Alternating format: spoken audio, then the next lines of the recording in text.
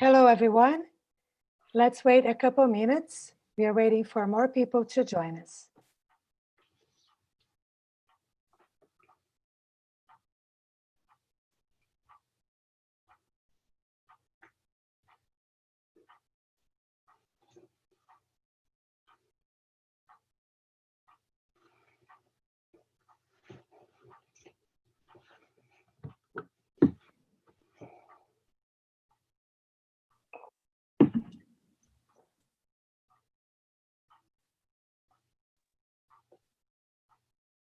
Hello and welcome. We're going to be starting in about 1 minute.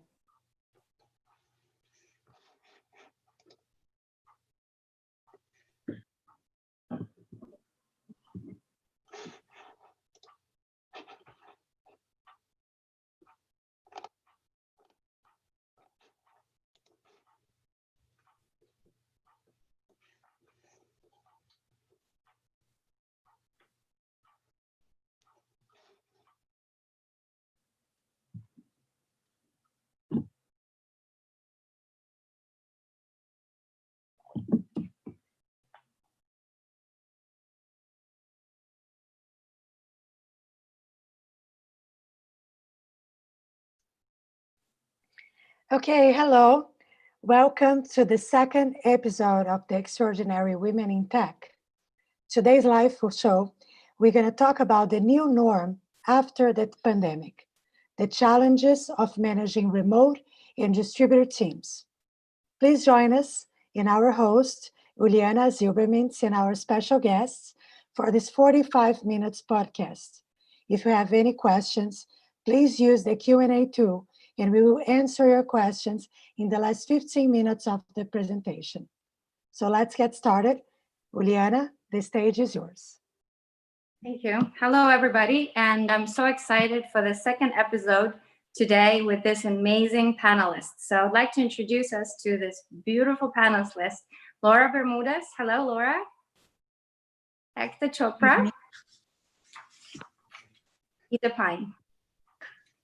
So I would like to start with the bios because the bios are amazing. I know you all are extraordinary, and I just would like to share who you are today and how you're leading by example. So I'll start with Laura. Laura Bermudez is the VP of Payment Systems Engineering in Change Healthcare, supporting globally distributed teams in the US and APAC. She is focused on scaling payments platforms and building innovative new financial products and leading cutting-edge technology. She speaks at events and organizations across the country that supports the career growth of women in technology and leadership. During her previous 16 years at PayPal, StubHub, eBay, and Carta, Laura was passionate about innovating and building cross-functional teams and platforms and recruiting and growing top talent and engineers and leaders globally. Welcome, Laura. Thank you. And Ekta Chopra brings over 20 years of technology experience from private equity and retail companies. In her current role, she is responsible for digital transformation, including engineering, data ecosystems, enterprise applications, security, and consumer technologies. She joined ELF in January 2016 as a VP of Digital, and she is leading efforts to grow ELF's digital footprint across the globe. Prior to that, at James Irvine Foundation, she focused on technology roadmap for enterprise applications, cloud transformation, and building relationships with top Silicon Valley brands through new partnerships. She enjoys volunteering at nonprofits by helping them build their technical capacity, and she's a member of Silicon Valley CIO and CTO groups as a thought leader. Welcome, Ekta. Thank you. I love the background. And Gita Pine is currently a vice president of data at Zuora, driving data strategy to scale the company to 1 billion. Prior to Zuora, she worked at multiple high-tech companies from healthcare to supply chain to cloud and data. She started her career as a research scientist developing algorithms for satellite image processing and take pride in holding IP in India's first parallel computer. In the recent past, she has a laser focused on data, machine learning, and AI. She loves to mentor, grow next generation talent, and makes a difference, especially when young graduates entering the workforce. Welcome, Gita. Thank you. And I would like to start with a warm-up question, of course, because I want us to think creatively. So I know we're living in a crazy time right now. So imagine I predict the future, and I can tell you that another pandemic will happen in August 2021. You have $5 million to spend, and you can create any business that you want. What would be the business and why? I would like to take the question. I can take the question. I was thinking about this, and I think an interesting thing to do with my $5 million, and it probably wouldn't even take 5 million, but to create a data sharing platform for researchers, and where they may not share their direction and what they're trying to do to create a vaccine, I think they'd probably be willing to share their failure data with each other. So if we're looking for a vaccine for another, sort of pandemic type disease, that we could make everybody more efficient by sharing the avenues that don't work and share that data for the better of mankind. I love it. You're thinking healthcare and making the world a better place. I love it. Thank you. And Ekta or Geeta, who wants to take it? I'll take it. So I think I love the idea, Laura, and I'll just take it to the next, right? One is like, if we, obviously it has to be something digital that we build, right? But make it like, I'll take that healthcare aspect, not just for vaccine, but how do you share information and take control? Like, how do you make the individual to be charge of your healthcare record? Like, whether leveraging blockchain technology or something that will help ensure that we are in charge and individual persons and not at the mercy of insurance or the hospitals or something, like right up front, so that everybody has control on what they're going through and what the current state is, and being able to just monitor their own health or personal record. Thank you. Thank you so much. Ekta? Wow, those were really fascinating answers. And I think to me, I think today what this pandemic has taught us is health is the most important thing that you can ever invest in. So I couldn't agree more with my fellow ladies here. And I would say similar to that, how do you leverage an investment where you leverage big data, AI to really take care of yourself, along with IoT devices that we're wearing now, and knowing exactly, sort of how we take care of ourselves and our families. So, yeah. I agree. The healthcare and how can we really prepare ourselves? So, because we never know what happens and how we can really be ready without the healthcare system, but with our own businesses, right? Thank you. And I want to start with the question about positivity of women. And I have noticed that women in general, they take more positive outlook in life events and trying to find opportunities through, the downs or, breakthroughs. So my question is, Laura, what are your 3 personal positives that you have experienced during the lockdown? In terms of personal positives, I think it's really, having the time to do some of the things that I don't always get to because I'm commuting. But sometimes it's just really simple stuff. So it's, the time to read. I used to have a stack of management and technical books and leadership books that I, were hoping to get to. And I finally managed to get to all of them and spend the time and just hang out in the backyard with my dogs and read. But just, also connecting with friends.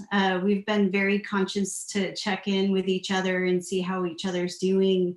And some of my friends that are my best friends that, live down in San Jose and, it takes forever to arrange to have dinner or anything else, we can hop on a quick Zoom call and, they're just a dial away and we catch up every week and see how things are going. And so it's been great to have extra time to connect to people. That's great, Laura. Thank you. It sounds like you also doing personal reading and using technology now that we usually don't use for friendships, right? We are so far away with the distance as a key, like I can't get to you, but with the Zoom technology now, we're just a phone call away. Mm-hmm. That's absolutely awesome. And Ekta, I know you and I are moms, and it's a little different when you have a dynamic of managing kids, and we have young children. So I wanted to ask you, how Did you see any benefits in being at home, and how do you balance work and mommy responsibility?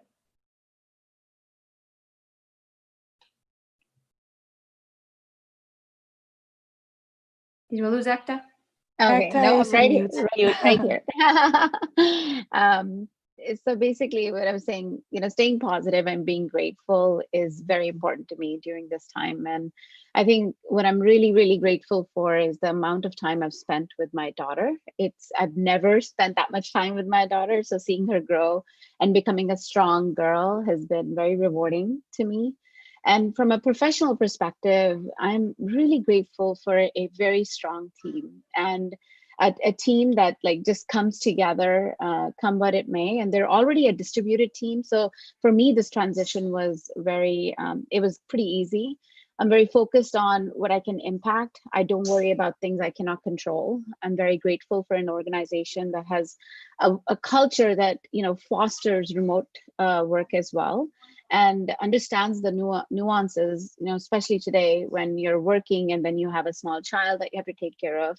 So my daughter shows up on Zoom calls and she's very excited about showing her art pieces, and gives me love and joy, and it makes my team happy too. So, and that keeps me motivated, happy, and I do the best that I can. So Thank you. That's great. I noticed that myself with my twin boys, that I never thought that I would be able to understand what first graders do and how do they really interact. So it's been fantastic for me as well.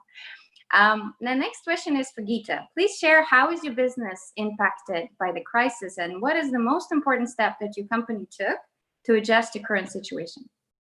Yeah, great. I mean, one of the before I, so one of the things that worked well for just in general health of the business, that we are a subscription business. So we have a good like thing going in for us is an annual recurring revenue. So that actually worked. So that's just with regards to business, but with regards to employees, the most important thing I would say is having a very clear communication and being there from all levels of leadership, like our CEO team having, town hall, and not just in a formal setting, but informal, and embracing that, integrating your personal life, as Ekta said, your daughter showing up is okay. So embracing that and showing that, like, we are all going through a different time, right? I think just being humble, being human, and show your human side, I think, as a leader, and that actually sets the tone from the top. I would say that has been a one thing that we all have been known for, that culture, but this just forced us to have that, like, that kind of a setting. And it's okay. You show up with a breakfast and with a kid on your thing, or your puppy coming and, jumping on you, and your internet just goes away. It's absolutely normal, right? So that's we did. And of course, I mean, the technology wise, like, make sure people have the tools, have the empathy. So I think what triumphed was the humanity, empathy, that we kind of take it for granted that we should have. But this is the time that if you don't, you are going to just lose connections with your employees and people. That was great. Thank you, Geeta. It sounds like what I'm hearing is the impact and how connection of home and work and humanity came all together. And with this pandemic, we all just became really true human beings, feeling each other. It's more about feeling, not really being, a ranking in the company. So that's great. Thank you. And Ekta, same question for you. I know I've watched Elf Cosmetics and a lot of great things that you've been doing, but what is the most important step that you think your company took? I would say the most important thing is that our CEO he's been amazing. Our executive team has been amazing. We got a letter day one saying, hey, I don't worry about, now that you're going to be all remote, if your kids show up or if your pets show up, I want to know them. I want to get to know now your extended family. We quickly started doing weekly town halls to address people's questions. We set up a leadership meeting on a weekly basis to get close to our leaders and make sure if they need any help. Our leaders of leaders, we actually, started meeting every single person in the team. Our CEO personally calls everyone just to check in on them. Are they okay? Do they need anything? we gave a stipend of $1,000 to each employees, that you have all of a sudden, you have these expenses, we want to help you. There were so many things that our my organization did that I think it made this very seamless in a way. So I'm very grateful. I think that really built the strong culture at the very forefront of this pandemic for us. Great, thank you, that's great. And next question is after COVID question. Now, as we adjusted to a new norm, routine, we're getting to know how to work from home. I would like to ask you, Laura, what would be the new norm after COVID-19? Do you see anything changing? Or are we taking what we've learned into the new life? Yes, absolutely. I see a lot of things changing. I think a lot of companies that had not previously embraced remote work and flexibility will learn to value those things. So many companies now have had no choice but to figure out how to make working remotely productive, and discovering that it can be equally and sometimes even more so productive as the normal work schedules and lives for people is a great thing. And it also forces managers to lead and to measure by results and by contribution versus by physical hours in a desk, or the proverbial butts and seats that you see in an office. So I think it will enable a next generation of leadership to be even better leaders for their people.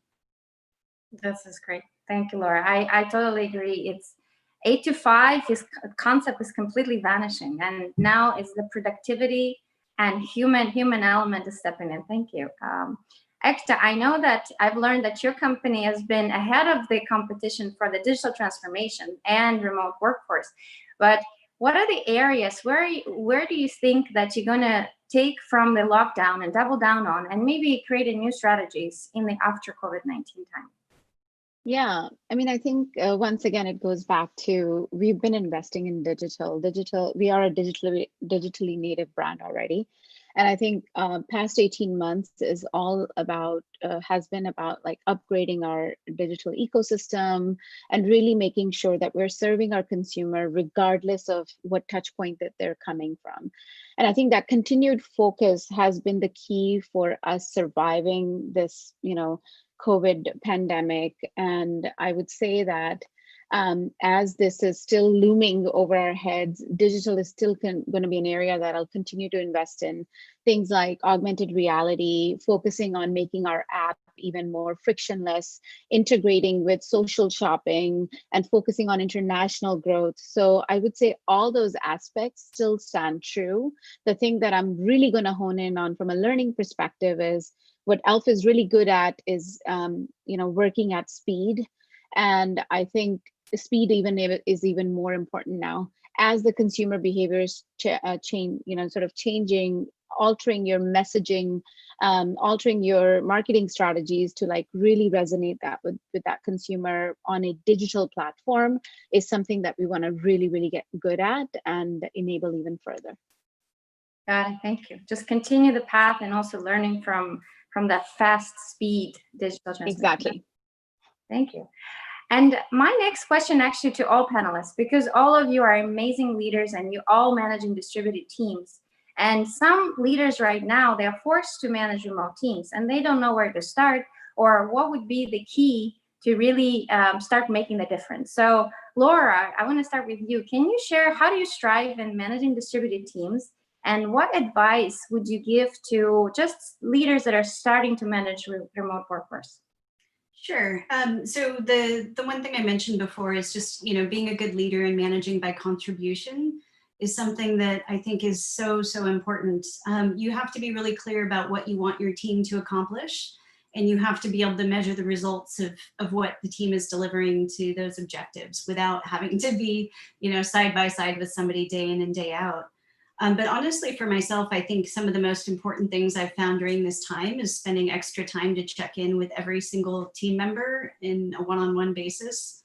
And not just talking about the work challenges and the work problems, and talking about their own personal circumstances, understanding what each single individual is going through with the work from home circumstances, what sort of obstacles they have, how I can be flexible to make them successful, and just checking in on their, you know, their health and mental well-being, and just making sure that, you know, they still feel connected to each other and the company during this time. That's great. Awesome. Thank you, Laura. And Geeta, what about you? Can you share the top 3 practical tips that really give audience a platform to use in managing distributed teams? Sure, thank you. And I think those were great, what Laura talked about, all of the above. So I would say number one, of course, turn your video on. Make you as a leader, make yourself visible. So if you set the tone, people will be visible, right? Be, one thing, we always need to know for teams, right? You need to know the culture. Like, so especially when you are distributed, and the name of this, meaning of distributed has changed now. Like living in the same town also is distributed now. But I think understanding, especially when you talk about geographical boundaries, India, China, and other countries, understand the culture is very, very important. How people like to be, have the communication. Are they good with just videos and the slides and the presentations, or do they want a, side chat conversation? Because I have worked with people that feel more comfortable in just, writing over English versus following through a very speed conversation. So understand that individual person as well as the culture of that, get the context of communication. And as like sharing yourself, like in the video, invest in the collaboration tools if you haven't, especially like whiteboarding. We all miss the whiteboard, right? So right now, in the lack of a whiteboard, I just put a whiteboard in my bag and I just put my, video camera over there. Don't look at me, look at my board, right? But having that kind of, so get that, and the third thing is, basically have informal discussions. Like as Laura said, check in. If somebody does not show up, on a stand up, don't assume that somebody is like just ignored. Find out what happened before you make a decision. I think in the past we used to just make assumption, oh, so and so didn't show up, like, but you can't do that. So that empathy again comes up, right? So be visible, have tools, invest in the tools, use the right collaboration communication tools, and ensure that people are getting it. And check in, just basic check in with people, and from time to time, have informal happy hour. I'm sure a lot of people also are doing virtual happy hours, virtual lunch, just which is okay. Just have dialogue and conversation. This is great. I love those tips. Thank you. Visibility is great, and I love the whiteboard. I think I have to start that. I love it. Thank you. And Ekta, I wanted to ask you, from your leadership skills, how do you build trust with your employees, and what makes you a great leader today? Yeah, I don't know about great, but I do think for me, empathy is at my core value. I 100% agree with Geeta and Laura as well. Like, really, my team has done tremendous work already in the organization. So I have a lot of trust in my team. They're my strength. They make us all successful as a group, a digital group. So regardless of the boundary of a physical location, I know that the team is working and they're getting stuff done. So I have a lot of trust in my team. I think that trust is built over time. It's built through a culture where, as Geeta said, like turn your video on. Zoom is very important. We do these fun backgrounds. You can see my background right now. For every moment, for every meeting, we always have a special Zoom background. It becomes something funny, add a fun element to our meetings that we're having. And it connects us. We're celebrating birthdays more than we ever did. We're celebrating people's anniversaries. We're celebrating these micro moments that are happening in people's lives, and we're doing it through self-expression and adding creativity as well to our work life as well. So I do think, have empathy for your team, and don't just make assumptions that they're, just because they're working from home now, they're not working. That's number one. And I think number two, just exactly chime in again on, the tools, Zoom, Slack, leveraging whiteboards, leveraging those things have been super helpful. And lastly, I think trust is built, as I said, over time, but have faith in your team. Like if they are, a team that, worked with for a while, I think you'll see that nothing has changed other than that now the teams are working even more and they're even more conscious of their delivery of their work. So be there for them, and understand that this pandemic has actually brought a lot of stress in people's life. So how we as leaders can be their strengths. So yeah. Great. From all of you, thank you so much. From the links and the tools, from humanity aspect, authenticity, and I think I hear also from all of you the trust and going in and to really have this authentic connections outside of the meetings where you can actually feel what the person is actually experiencing. Before we put that aside, and now we're actually having this also a very special element where we want to know what's happening with them and their mental state and how happy they are, and an extra work that they're putting in is amazing when you have this personal trust. So thank you, I love it. My favorite question of all is future of the tech world, and I know a lot of things happening with Elon Musk flying and virtual reality is happening, but I want to ask you, I'll start with Geeta. Where do you think will be the biggest revolution in tech in 20 years? Yeah, so you started with the space, right? So I think I'll go with that first. Like, I think conquering outer space and having this shuttle back and forth, and not at ridiculous price, but make it cheaper so that you and I can fly. So I think that might become reality, right? So but on that, like satellite communication, I think a lot of tiny satellites. What I do think will happen is making data from satellite used for beneficial AI, whether it is for detecting like poverty somewhere, like not just for sake of using for communication and whatnot, but find ground really. How do we enable to solve real ground problem, whether it is education, whether it is vegetation, whether it is poverty. We need to uplift the with I think that's getting real technology wise, right?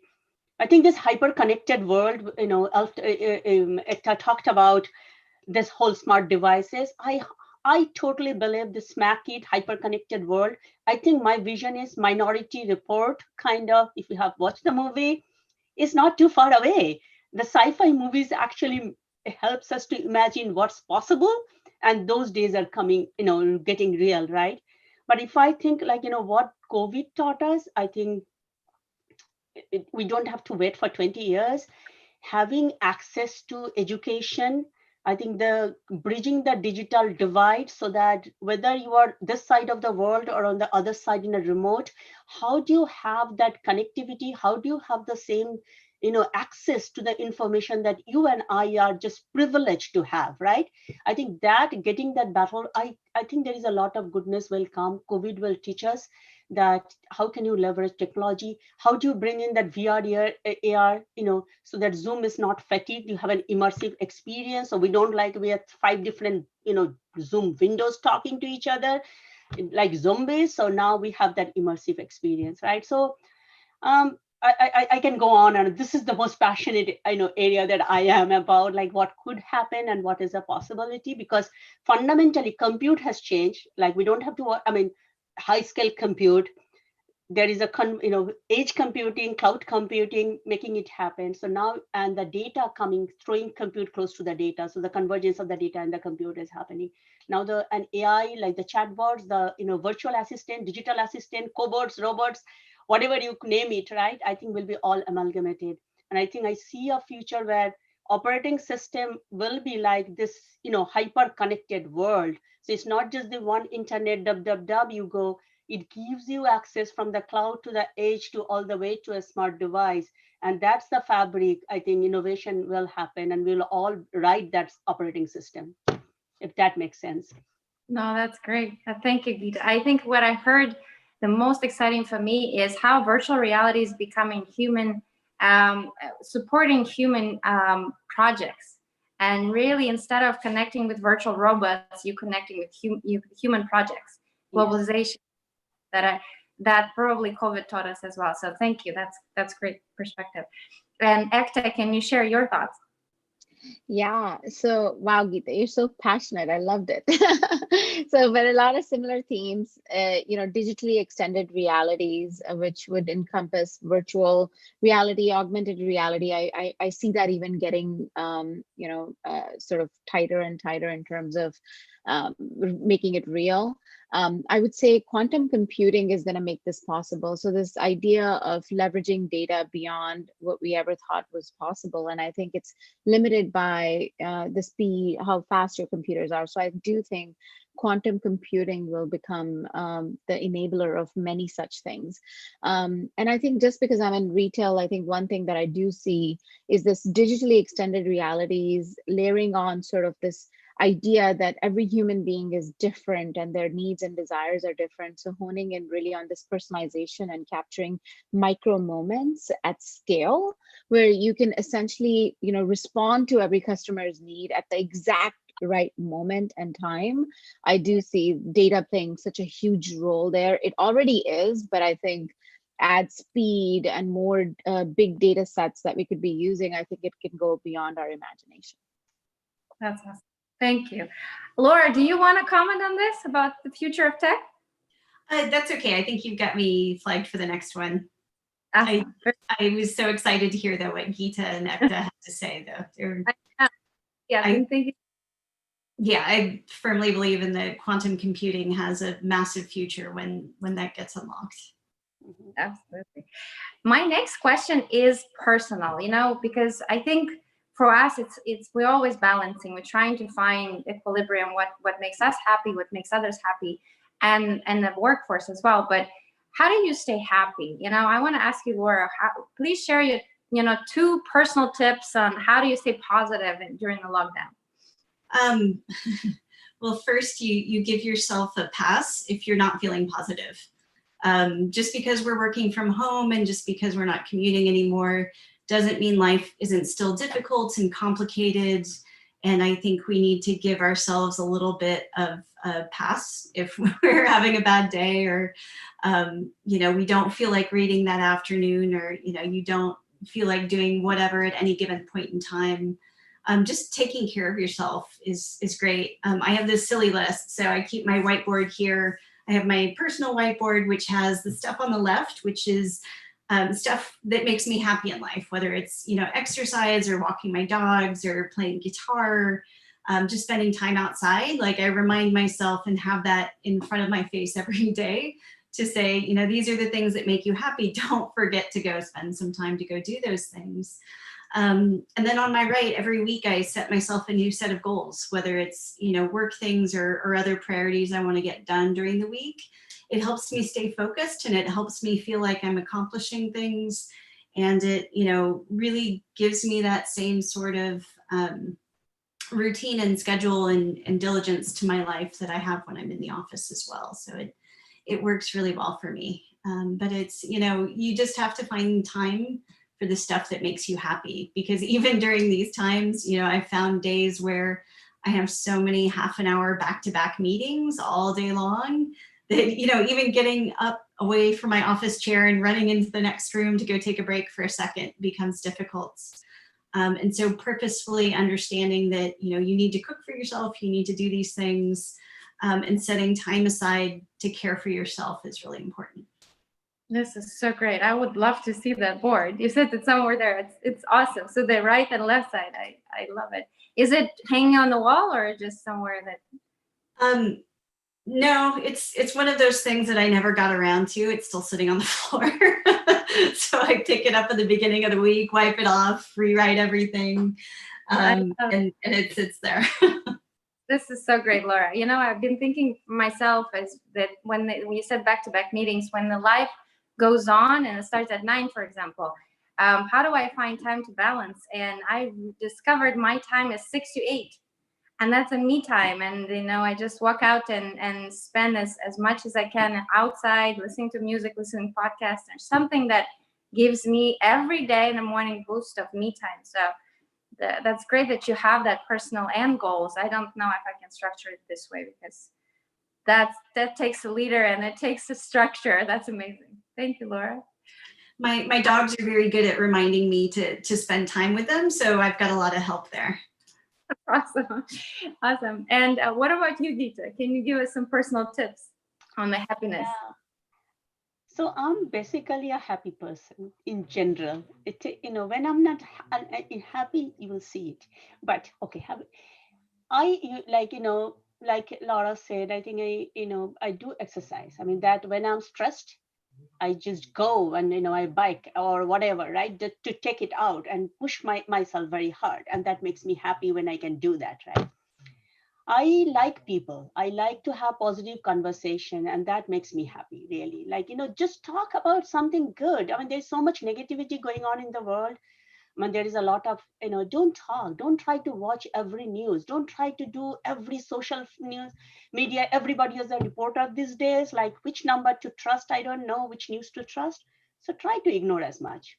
Focus on what, makes you happy. So try to watch good movies, talk to good friends and family, and just see like, how can, do something that's like, that makes is fun, right? Not just worry about everything. And I think, even though at work, I think Ekta, you mentioned that you try to focus on what you can control and leave the others. There are smarter people. So that's what I try to do, is like, I can control entire world. So let's control what we can. I do exercise, I watch movies, I try to, eating chocolate makes me happy. I When love it. I'll have some chocolates. And I have a beautiful garden. I'll go and sit, which I never used to. I used to, I was telling my husband that, oh my God, there are so beautiful roses this time. It's like, flowers always come. We just don't have the time to watch. So take the time to go and take a walk in the garden even. So Yeah, that makes me happy. that's beautiful. Thank you, Geeta. I don't know if Ekta, you want to have any tips for us, or we can move on. Oh my gosh, they said it all beautifully. So as I said, like I'm a happy person too. I focus on happiness, and everybody should. Thank you. I heard something from Geeta so critical is letting go of control, because I think we in general love to control things around us, and we don't allow people to grow around us because we think we got this. But if we allow them to grow, they really flourish. And then just having that trust that stepping back is always good. Yeah. So now I want to open up speaker to speaker questions. I know you now learned a little bit about each other. So I'd like to ask you to ask one of the panelists one question, and you can pick a panelist, and who wants to go first? Yeah, so maybe I'll go for Laura. Change healthcare, right? What's the number one thing? You are relatively new. What's the number one thing you had to do, coming in a post-COVID situation, and that too in a healthcare company? So it's, well, actually, the number one thing is it's been very interesting trying to ramp up while being remote. So I have no idea what the office is. I've never seen it. Luckily, I'm working for one of my old bosses again. So he and I have already developed a rapport over the years. But really, the number one is getting to know the people. It's, very, very tough when you're trying to ramp up remotely. And I really, it's funny because it has turned the tables. When I was first starting the lockdown, I had hired 2 leaders that had come into my team, and they spent a grand total of 1 day in the office. And then everything else they did was remotely. So I've been trying to do everything I did with them in reverse. So, for me, it's really a matter of spending the extra time with people, getting to know people, letting them get to know me, understanding what the key challenges are. Payments is a very critical thing for us in terms of our expansion strategy, and trying to really build out a full ecosystem of healthcare technology platforms that really complement each other and serve the healthcare industry and enable it to be a lot more efficient than it is today. So for me, it's really, how quickly can I get to know people? How quickly can I focus on what the landscape is, and how quickly can I start jumping on, delivering what it is that we're heading for next. Wonderful, thank you.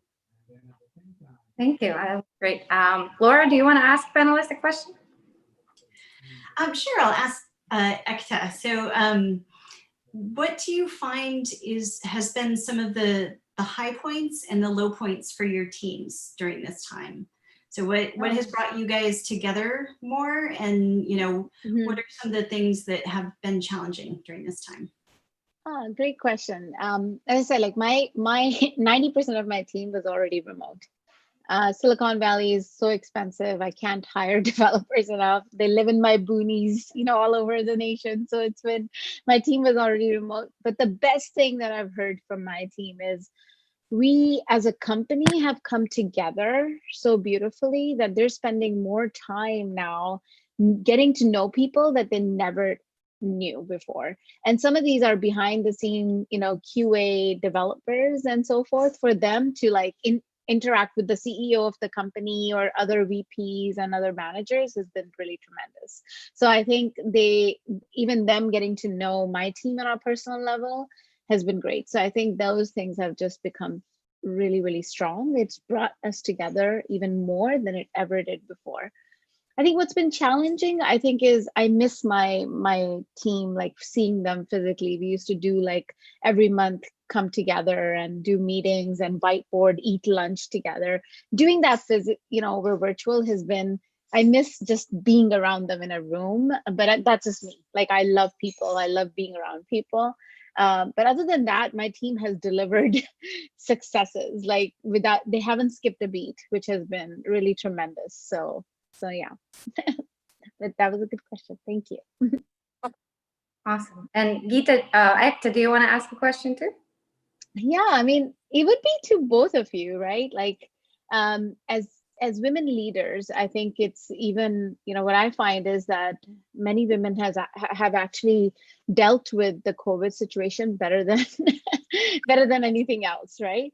So tell me, like, how do you guys like focus on, ensuring that you guys are we're all in positions where we have to deliver, success. We have to deliver something. So how do you guys as women leaders like really sort of keep a tab on that, or really like kind of see like how, what motivates you and what keeps you going and making sure that that still happens and even COVID can't stop you?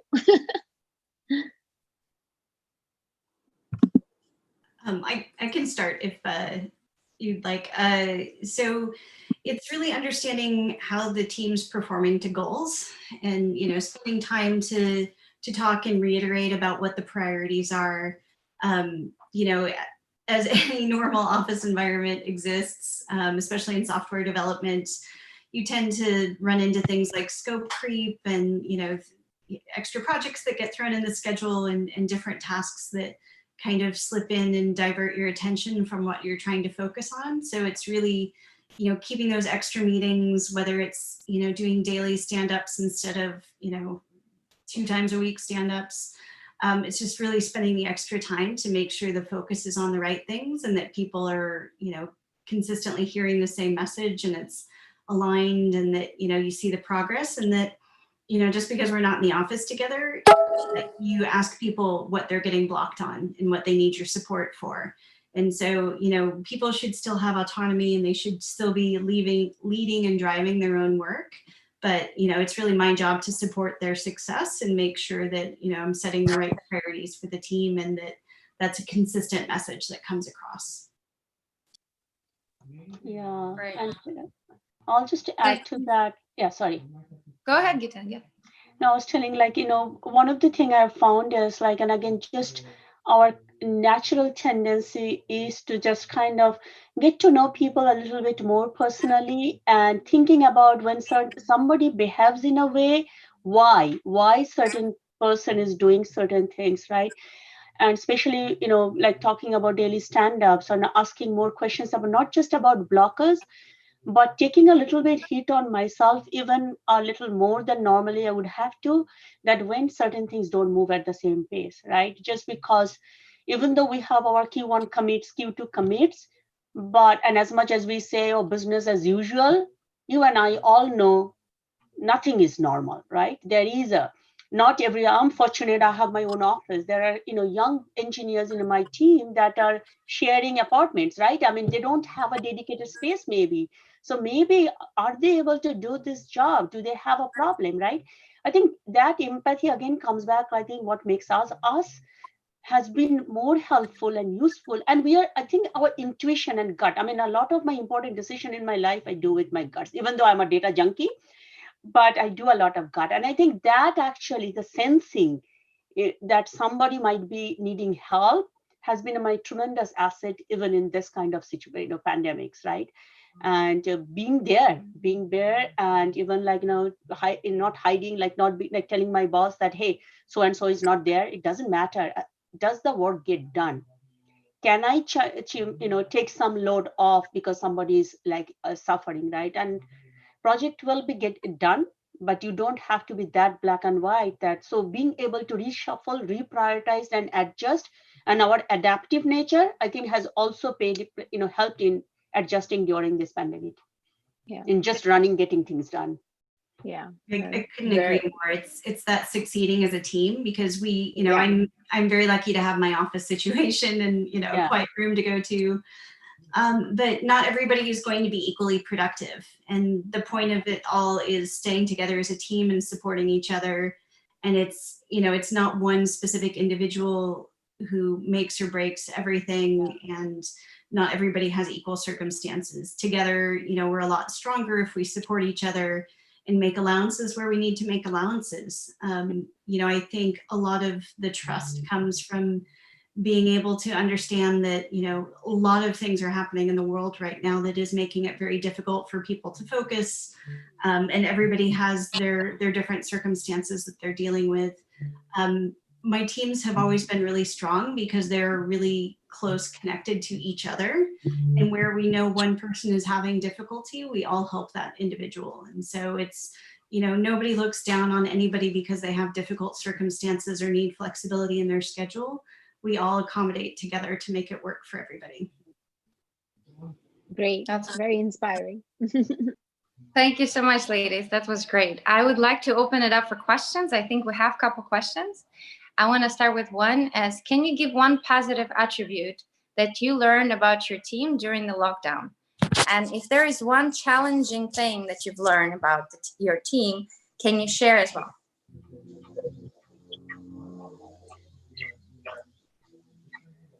So I'll go positive is people, not just work. Everybody actually, even though we think a geeky engineer, but that geek actually wants to have some fun. And they want to do something together, even though we might be like somebody looks like a very introvert person. But during this time, people want to see each other. People want to have a conversation. And challenging thing, I would say, again, goes in the similar angle that those introverts, sometimes you had to poke a little bit more in order for them to open up and be comfortable in telling. Like I have heard from my smartest engineer saying, my story is not that interesting. I don't have anything to say, to coming in and blossoming and talking about doing something fun. That's awesome. Great. Anybody else wants to share? I would say I really loved getting to know my direct reports better. Even, quite literally, sometimes now people are inviting you into their living room when you have a Zoom call with them. It's getting to know them and getting to know their families, that, the kids come in, or, some of their kids are particularly vocal during conference calls. It's getting to know them and their life a lot better than I did before, and probably better than I would have in any other circumstances. In terms of a challenge, I would just say, staying connected and finding the time to do that has to be a lot more intentional now. It was really easy to drag everybody downstairs to go have a drink after work, or, spend some time together or share some food. Now it takes a little bit more intention and arranging, but, like the happy hour that I think Geeta mentioned, I was able to arrange a wine tasting that they overnight the wines to each individual, and it took quite a bit of arranging to do, but it got the team together to really just relax and feel like they had an experience that brought a little bit of the outside world to them, because we've all been stuck at home so long. It's tough to do that, though. It does take more intention and more arranging and more scheduling, but it can work. That's great. Thank you. I have another question from the audience. How did you pick your IT career, and who influenced you in this journey? I could go on this one. I think my career started because I was a rebel in many ways. Like, I was the only girl in my networking class, and it really made me mad. And I was the only girl in my, visual basics class, and I was like, I can do this. I can do this. I'm gonna, sort of continue down this path and come no matter what comes in my way. And I started in manufacturing. I did that, and it was a very tough, because in manufacturing too, it's really hard for women leaders to kind of survive there. And I think over time it just made me stronger, made me more resilient, and I was courageous enough to take risks. And I think I fell in love that technology impacts everyone. And I think just that piece gives me a lot of satisfaction that I can be in a field that's impacting people, sometimes good, sometimes not so good. And maybe that whatever is not so good, I can make it better. No, that's great. That's great. What about influencer? Do you have an influencer? I would say from a women leader that I, really sort of am influenced by. I love the CEO of Stitch Fix. I think her story is just amazing, and how she kind of became a leader. And I love her. I think she's amazing. Thank you. Anybody else wants to share your journey? I think my journey, actually, I just went with my curiosity. So I started with, space research as like after my engineering, because I was curious, and I got a job there. But then I would say, a little bit with the not knowing where am I getting into, but I know, give anything, I'll learn and figure it out and solve it, right? And by then, I think I didn't know anything about what IT is, right?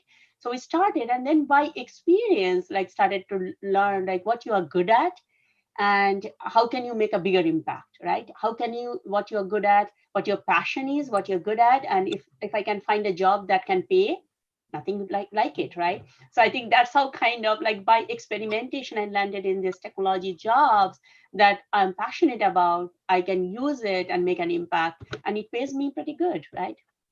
No, this is great. I think you mentioned courage and taking risks, and kind of being curious and not being afraid to really jump for it and try to see if it's going to work or not. So one more question I have. If you close your eyes and open it in any place on earth, where would it be and why?